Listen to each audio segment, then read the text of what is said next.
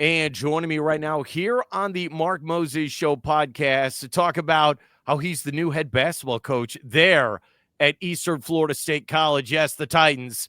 He is, and I will say this, and I'm going to say this a lot moving forward, head basketball coach Zach Ferrell. My man, how you doing today? Doing well, doing well. Thank you so much for having me on. I appreciate coming on. I know you're excited about the job, but I'll let you do it. How excited are you to be the new head basketball coach here on the Space Coast? Yeah, just overjoyed. I would say dream come true for me. Moved down here with the hopes of that maybe one day this being a role I could fill, and it was a little bit of a windy path, but really excited to be back with Eastern Florida and as the head coach of the Titans, and to be coaching hoops again. Okay, you talk about back with the team. You were an assistant a couple years ago. Was that under Jeremy Schulman at Eastern Florida? Yes, I was an assistant with Jeremy a few years ago, and Jeremy and I go way back, both from Tennessee. I actually played for Jeremy's uncle in college, and so our relationship goes way back. Had several of former players that played here over the years from my school that I coached at in Tennessee. And then I was on staff for a little bit and helped Coach Thomas last year in the recruiting and stuff like that, and then was in more of an advisor role. So been back and forth, but really excited to be the head coach. What was the interview process like? You know, talking to the administration, athletic director Jeff Carr, how was that process trying to get the job? Yeah, it was awesome. You know, I've had a relationship with Coach Carr for a long time since I moved down here. We actually, our paths go way back. He's from Nashville, or lived in Nashville for a long time. We were at similar schools there. So relationship with Coach Carr had been around for a while, and got to know him really well when I was an assistant with Jeremy. And it was just really going through, you know, how I saw the job and the opportunity and what could be Eastern Florida, as well as, you know, plan going forward to really take over two very successful, you know, Jeremy, the most successful head coach in school history, and then Thomas, who did a phenomenal job. So it was a lot of discussions around just what's the future look like for you? How do you plan on implementing that? What are you excited about? And then, you know, just move forward from there. We're here with new head basketball coach Eastern Florida, Zach Ferrell, and I will call him Coach Ferrell moving forward. Don't worry, I will do this for you, Coach. What is your style of basketball? I know you did this in the interview process, but I'll let our fans hear it. What type of basketball do you want to play as the new head basketball coach? Yeah, absolutely. We want to play an exciting style, very, very much a pro type spread type offense. I would think a little bit, maybe like if someone would think a little bit like Kentucky, like Mark Pope, BYU, Kentucky time, where we want to try to score fast. We want to try to get the ball in our best players' hands to be able to give them the opportunity to create, you know, freedom with structure. So there's always the best freedom has structure. And so we want to have that in order for our guys to feel free. But we want it to be fast. We want it to be exciting. We want it to exploit the strengths of our players. And then defensively, we want to, you know, we're going to try to cut the snake off the head. So we're going to try to, through scouting, find what teams do best. And we want to try to eliminate that as best we can. And we'll do that through a variety of ways that some might be not as traditional, whether we're using trapping type zone or using special, you know, reads on the defensive end. But we want to take away teams' greatest strengths, and we want to play to our greatest strengths on the offensive end. So that's a little bit what we'll be looking like. I can promise that we'll have some really, really good players in here, a lot of talent, and we want to make sure that they're able to use that talent to its fullest. I was going to ask you as the follow-up, you talk about that style of play on offense, defense. Is it one of those things, yeah, we have a game plan, Now we got to go get horses to run the race. Is that what it is on the recruiting side? Yeah, absolutely. We're trying to find we're trying to find the best players, but more importantly, we're going to try to find the right players. And you'll see that like that's true for any program that's successful across the board. It's not always about finding the greatest talent in the world, even though we're going to have some great talent here. But it's about finding the right ones, the ones that want to take advantage of this opportunity, the ones that want to make the most of this season in junior college. And when we find the right guys, then other stuff seems to fall in line. So definitely got to go find them. But there's a lot of players out there. The basketball world has expanded greatly, and we get the opportunity to kind of reach all parts of it. So very exciting on the talent front. Okay, when you accepted the job, who is the first one you told? Parents, loved one? Who was it exactly, Coach? Yeah, I mean, definitely my wife for sure. My wife has been on this journey with me for a long time.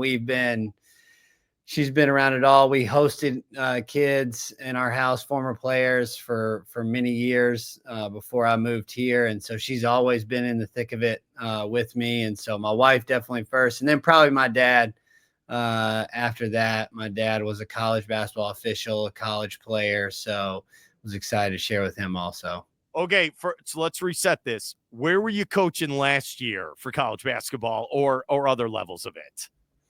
So the last time I helped with Coach Gray last year on the recruiting process. Last time I coached in college basketball was with Jeremy that year during COVID. Before that, was a head high school prep coach before that. But the last few years been working very deeply in the youth sports world here in Brevard County. So establishing a lot of different leagues and stuff like that. Camps. We've done a few camps. I've done camps across did a camp in Nigeria and Ecuador and different places, across the world. So been in real deep in the youth sports world the last few years and in the camp world, over the summer times. Okay, I've gone 7 minutes without asking the question, but now I will. So your AD, Jeff Carr, texts me, hey, our new coach is at the NBA Finals hanging out with SGA. What? What are you talking about? Explain. All right. The floor is yours. How is this even possible, Coach? I need to know. Yes. So before I came to Eastern Florida the first time, I was the head coach at Hamilton Heights prep school in Tennessee.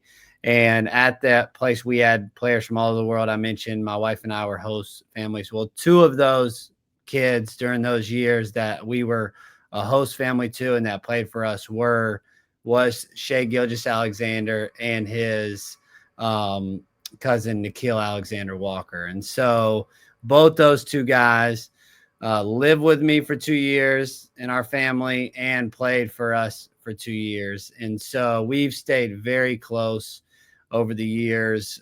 They're close to my wife and my kids. We normally get to see them about once a year when they come through Orlando and play. But him being in the finals, it was the way the game fell. It was like, okay, this is our chance to go and see it. My son went with me. And so we were able to get out there and catch a game. And those guys are like family. His little brother lived with us and played for me also. And so it's been a really incredible run to watch. The Western Conference Finals featured the Timberwolves and the Thunder. So Nikhil plays for the Timberwolves. So got to go watch those guys play against each other, which was a surreal moment and exciting for both of them. So it has been I would say a surreal and then also a bit of a emotional ride, these playoffs, watching those guys and see where they've gotten and just what's going on with their careers. It's been awesome to be a part of.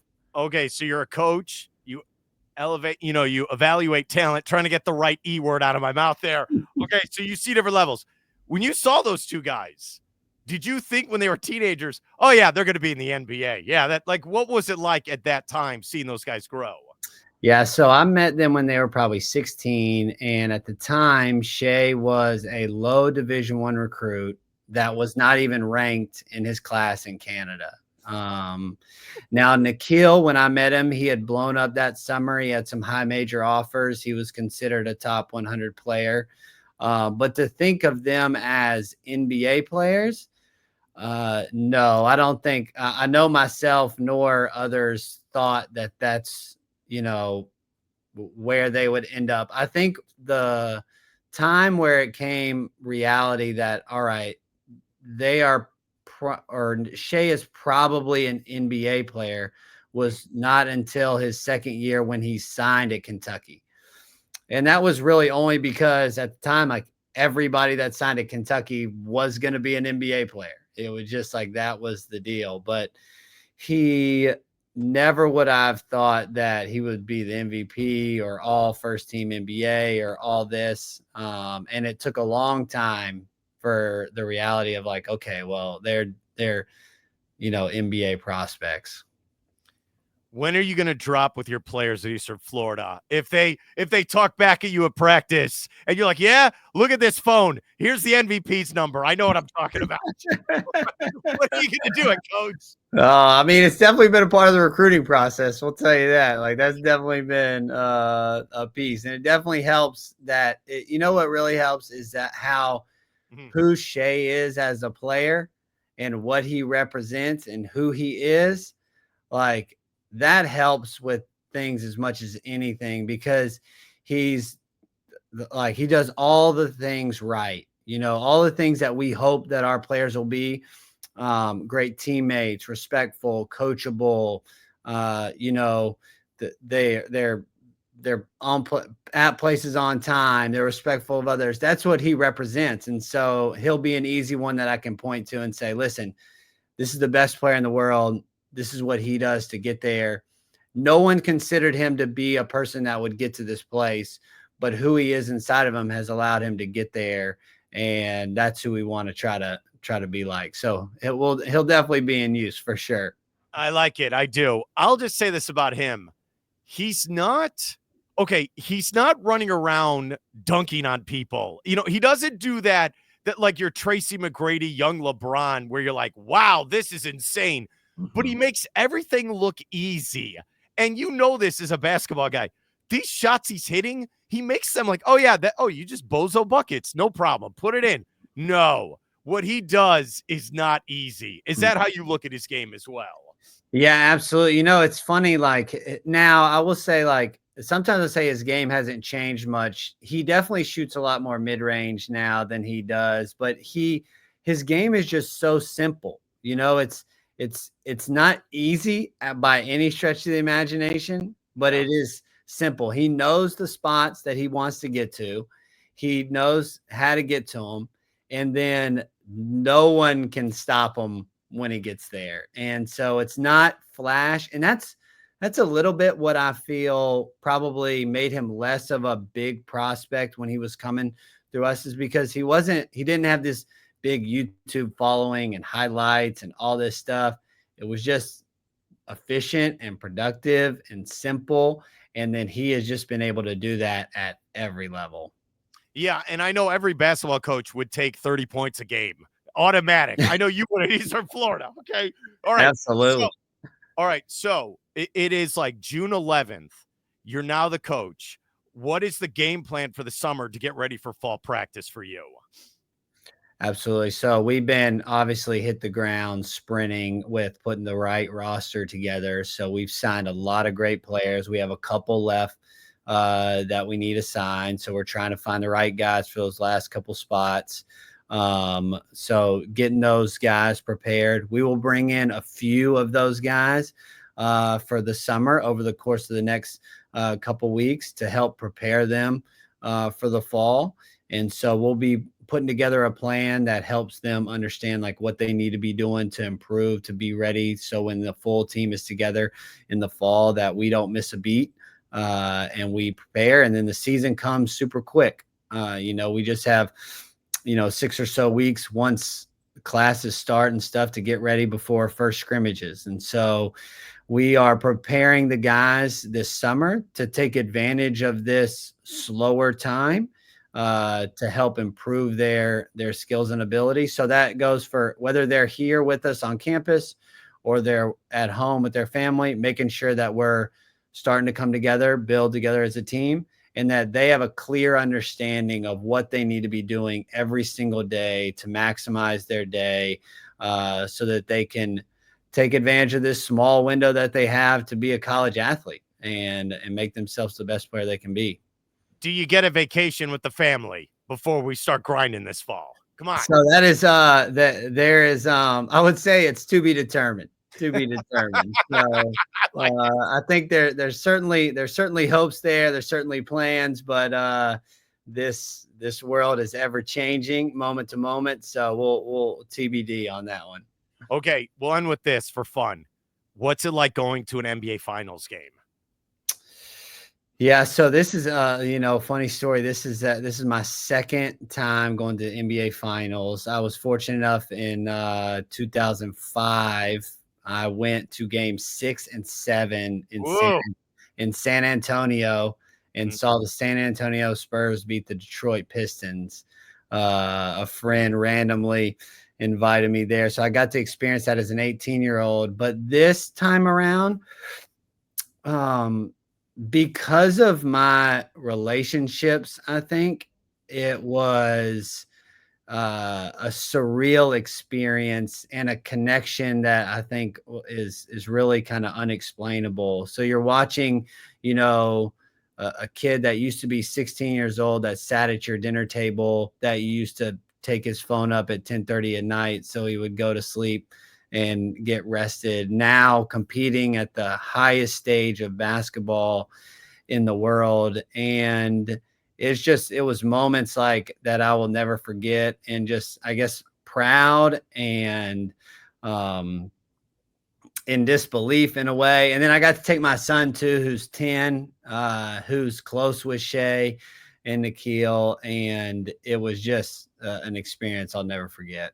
I'm jealous of your son. A 10-year-old. He's a 10-year-old. Now he's going to be like, what are we going to the World Cup final next, Dad? What do we got?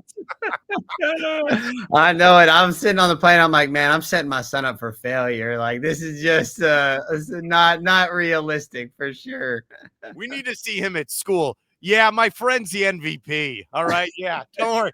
Yeah, no. Oh, you got a Nintendo Switch too? My friend's the MVP. Okay, Coach, thank you so much for coming on. Good luck with everything, and I hope I can get you on again sometime. All right? Thank you so much. It was a blast.